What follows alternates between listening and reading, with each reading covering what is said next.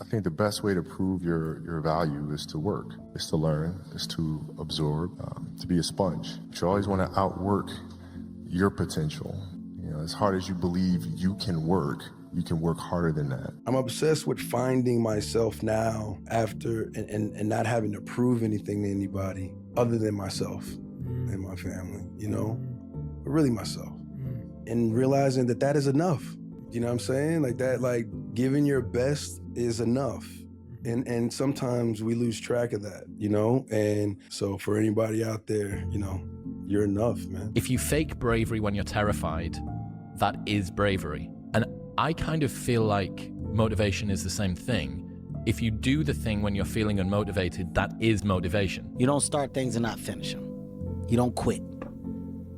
There's nothing that comes out of quitting besides knowing that you didn't finish. We finish everything. You start it, finish it. If you're gonna do it to try and be the best. Not be better than other people, be the best for you. You have a great life in front of you, but your great life is in front of you. It's not behind you.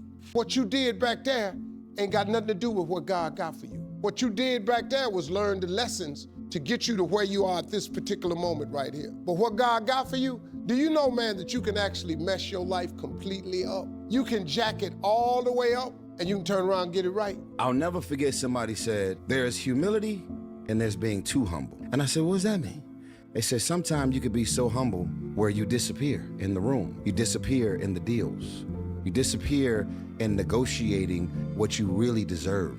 Don't be so grateful and so humble that this opportunity presents itself that you don't do whatever you got to do to make sure that business-wise, you're going to take care of business. If you're alive, you can get better.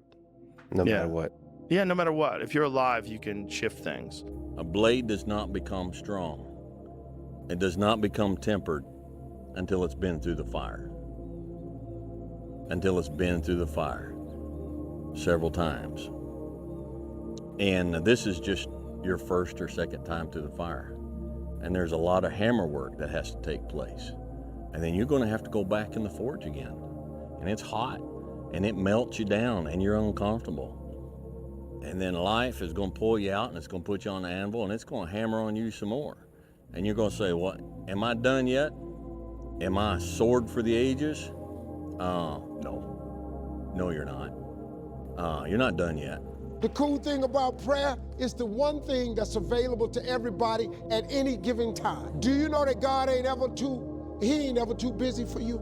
Do you know that God actually knows who you are? Do you know that God actually created you to converse with him? Do you know that God would actually love to hear from you? Do you know that I like talking to him even when I don't really need nothing? So when I do need something, I don't want to have to introduce myself to him. When they look at you, they not looking at you seeing everything you went through and what you became.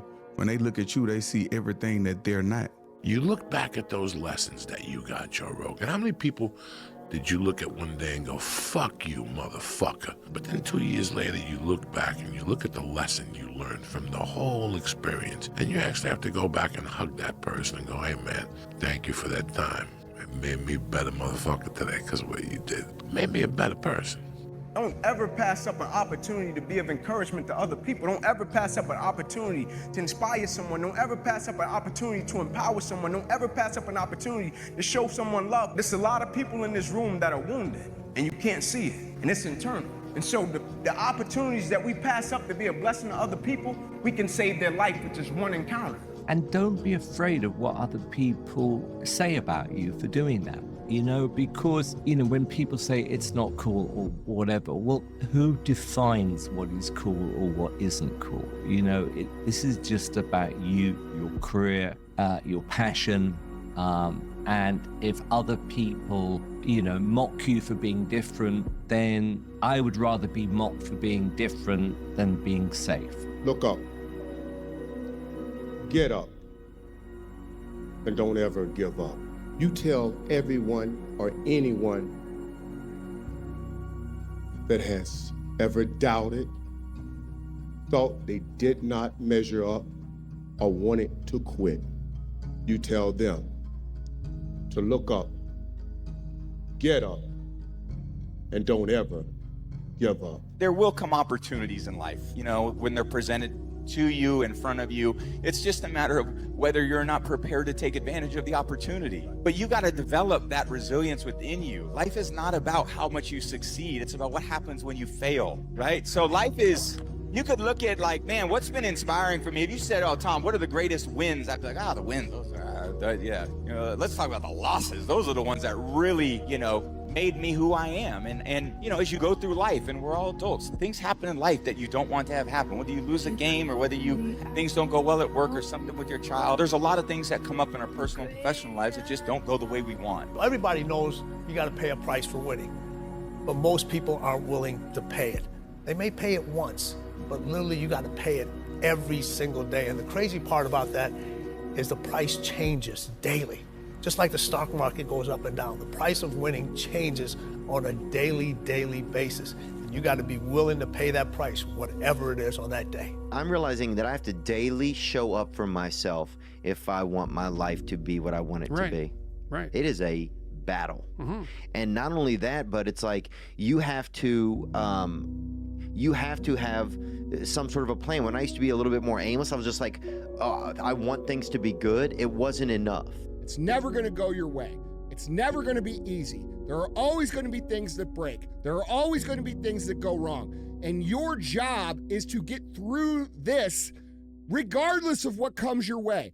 And the best perspective that you can take is to look at it like a test. I had this childhood, you cannot make it, you're not good enough, you're not accepted. That for me, it burns. It burns because I go against all of those things. And I will demonstrate and I will show you. I always have this saying, why be normal when you can be the best? So when I do my things, I don't want to be normal. For me, normal, it doesn't exist. I want to make the difference. And when you make the difference, you're being the best. And I'm not the guy who will go out and say, you will see. Because one thing is you talk and one thing you show. Because I prefer to work in silence, but I will perform in violence. That is my approach. When I perform, I will show you. Regardless of what's happening in the world today, you have opportunity. And don't you believe for one single minute what they say in the media. Because if you aren't getting ahead and you need to get ahead, position yourself to learn. Go to the library and learn. You are the backbone of this world. Young people, without you, this world is nothing. Nothing. You are the backbone of this world. You are the future leaders of this world. You have to have an inner will to get things done. You have to have a desire, and I know the desire is there. Because as I said before, without your brains, without your ambition, without your drive, this world will be nothing. You can't stop. You can't quit. You can't say, I'm a failure. You're not a failure. You're not. You're a wonderful, strong, intelligent youngster. Take advantage of that. Trust in God. Trust in yourself. And step forward. Put one foot in front of another. To me, a fight is not a fight into this resistance, to there's something to overcome. Something to overcome. Otherwise, it's just an athletic venture. It's an exhibition. You're not in a fight until there's pressure, resistance, overcoming something. Otherwise, it's just an exhibition. I don't think that you know crap about somebody until they're tested. You don't know if they're your friend. You don't know if they're a good wife. You don't know if they're a good girlfriend. You don't know crap. You think you do, but until they're really tested, you don't really know. Life is a tragedy in close-up and a comedy in long shot. If you sit back visually on a situation, it automatically becomes funnier. I mentioned, which is a French comedian called Jacques Tate. You know, people will only love you if you suppress yourself for them. For example, I always get picked on in Louisiana for ordering healthy food or being in a certain amount of shape. It's almost like it's a reverse of fat shaming. You know, They want to suppress you and make you smaller so they can feel better about themselves. And if you realize that you're getting manipulated in that way, it starts to become very easy to take control of your own life, because they're gonna love you until you do something great enough that they're gonna now become uncomfortable and have to look back at their selves and the decisions that they made and be uncomfortable with themselves. And the only way they can fight that is to suppress you, because now they have to use you as a frame of reference from coming from the same place. And I think that's why suppression always gets wrapped in love, is people act like they care about you or they tell you you've changed. Well, fucking, I hope I've changed. I hope I'm changing every day, because that's where all the happiness is. You know, it's always climbing the mountain, not getting to the top, right? Be careful who you share good news with. That's a good one, because you want to share good news with people who are going to be genuinely happy for you. And that's one way that you can identify those people who are truly on your side. There was a corollary to that, which was be careful who you share bad news with, because that's equally tricky. You know, you want someone who will listen to you when you're having trouble and allow you your grief, especially if it's a consequence of something tragic, and who won't try to one-up you, you know, because often when you're talking to people, they'll be thinking about what they have to say that's worse, and that's not helpful if you need. All these things that we're afraid of, they're doors that can possibly lead you to a whole other world. But we keep them shut for fear, for insecurities. And that's one thing about tripling down on your weaknesses, so then those weaknesses end up becoming your strengths. You gotta put yourself on that pedestal, hold yourself to a higher standard, hold yourself accountable, and then look up to yourself. I'm not saying kiss your own ass, but I'm saying hold yourself to a standard and look within inside yourself and try to be the best you can be. I laugh every time I hear people saying, yeah, you know, I don't like working for other people, so, you know, I want to work for myself because I want to set my own hours and I want to, yeah, right. Let me tell you what, when you work for yourself, there are no days, there's no Christmas, there's no fucking Easter, there's none of that shit when you work for yourself. In the early days. It's a grind. Exactly, you're working through all those holidays. Every day something bad happens, every day there's problems. Every day somebody's trying to fuck you and take what you've built, and you know what I mean? It's a war every day when you get up in the early days. Some people know how to live better than others with or without money. They just sort out and pick a better person to share their time with. You feel what I'm saying? Even if you sleep in a one-bedroom apartment, then you may be richer than a rich guy. You see what I'm saying? Your life, the fabric of your life and what you're doing and how you feel about yourself at the moment. If the person if that's sufficient for them, like then at the top of it, they're not, do you need that? You do not need them to believe in you. You do not need your friends to tell you you're great. All you have to do is go become great, and they will recognize it. Like, you don't need permission, motherfuckers. It's hard. It's not easy. Every day you wake up, you're gonna have shit go wrong. Every day you wake up, you're gonna have bad things happen. How you need to look at this as a test. It's a test. Do you pass the test or do you not pass the test? You need to, when you have a bad day, bro, you wake up and fucking everything's going wrong. That's called life.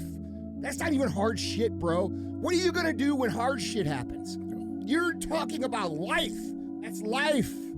There's gonna be distractions.